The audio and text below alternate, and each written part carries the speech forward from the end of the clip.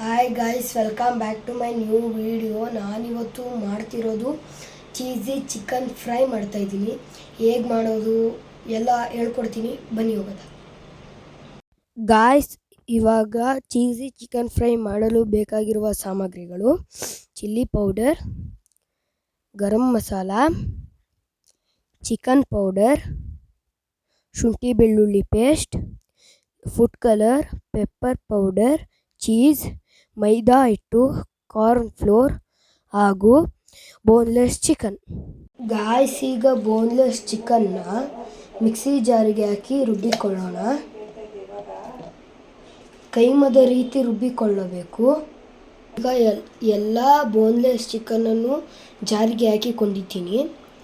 ಇವಾಗ ರುಬ್ಬೋಣ, ಬನ್ನಿ.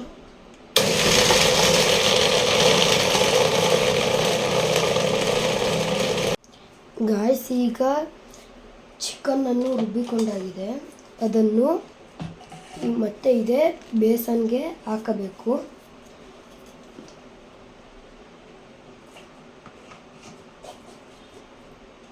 ಗಾಯ್ಸ್, ಈಗ ಚಿಕನನ್ನು ರುಬ್ಬಿಕೊಂಡ ನಂತರ ರುಚಿಗೆ ತಕ್ಕಷ್ಟು ಉಪ್ಪು ಹಾಗೂ 1 ಟೀ ಸ್ಪೂನಷ್ಟು ಚಿಲ್ಲಿ ಪೌಡರ್,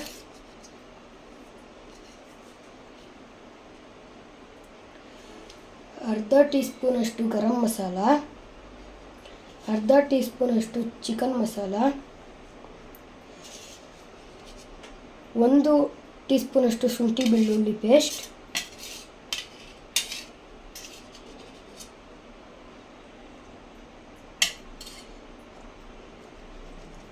ಚೂರು pepper powder,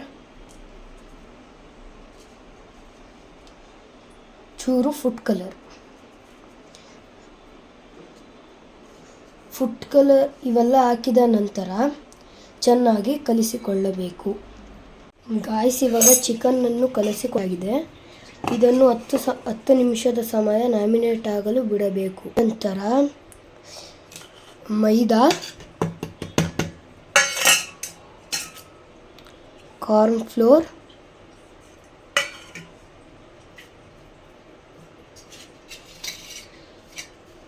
chicken powder,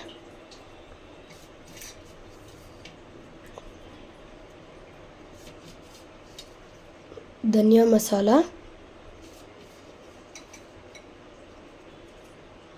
chilli powder,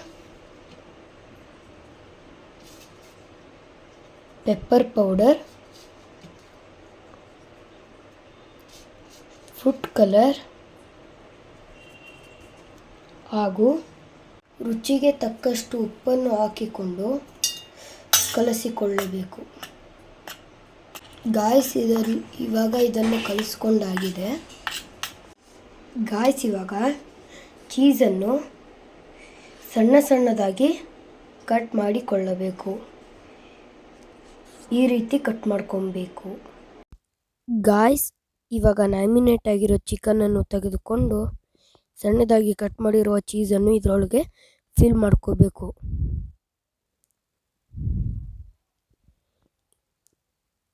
ಈ ರೀತಿ ಮಾಡ್ಕೋಬೇಕು ಗಾಯ್ಸ್. ಇವಾಗ ಎಲ್ಲ ಚೀಸ್ನ ಚಿಕನ್ ಒಳಗಡೆ ಫಿಲ್ ಮಾಡಿ ಇಟ್ಕೊಂಡಿದ್ದೀವಿ.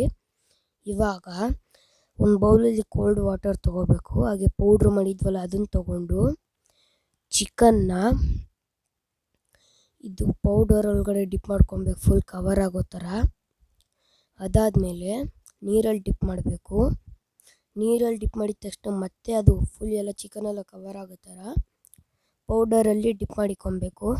ಗಾಯ್ಸ್, ಇವಾಗ ಎಲ್ಲ ಚಿಕನ್ನು ಡಿಪ್ ಮಾಡಾಗಿದೆ.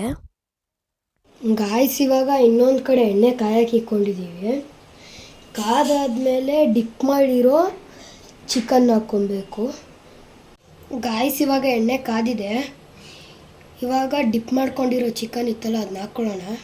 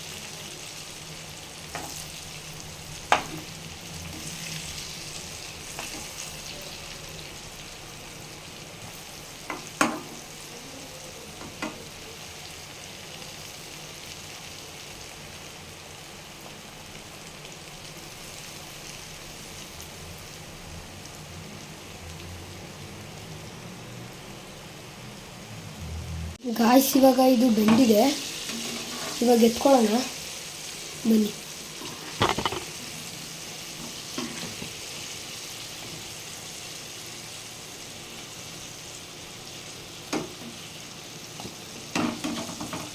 ಗಾಯ್ಸ್ ಈಗ ಚೀಸಿ ಚಿಕನ್ ಫ್ರೈ ರೆಡಿಯಾಗಿದೆ. ಬನ್ನಿ ಇವಾಗ ಟೇಸ್ಟ್ ನೋಡೋಣ ಹೇಗಿರುತ್ತೆ ಅಂತ.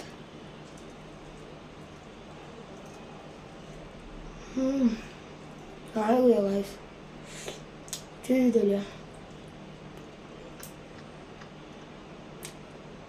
ಚೆನ್ನಾಗಿದೆ. ನೀವು ಮನೇಲಿ ಮಾಡ್ಕೊಂಡು ತಿನ್ನಿ, ಕಮೆಂಟ್ ಹಾಕಿ ಹೇಗಿರುತ್ತೆ ಅಂತ ಮನೇಲಿ ಮಾಡಿ. ನನಗಂತೂ ತುಂಬ ಇಷ್ಟ ಆಯಿತು ಗಾಯ್ಸ್, ಸಕ್ಕತ್ತಾಗಿದೆ.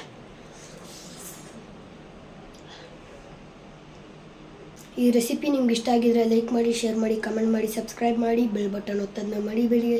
ನೆಕ್ಸ್ಟ್ ವೀಡಿಯೋಲಿ ಸಿಗ್ತೀನಿ, ಅಲ್ಲಿವರೆಗೂ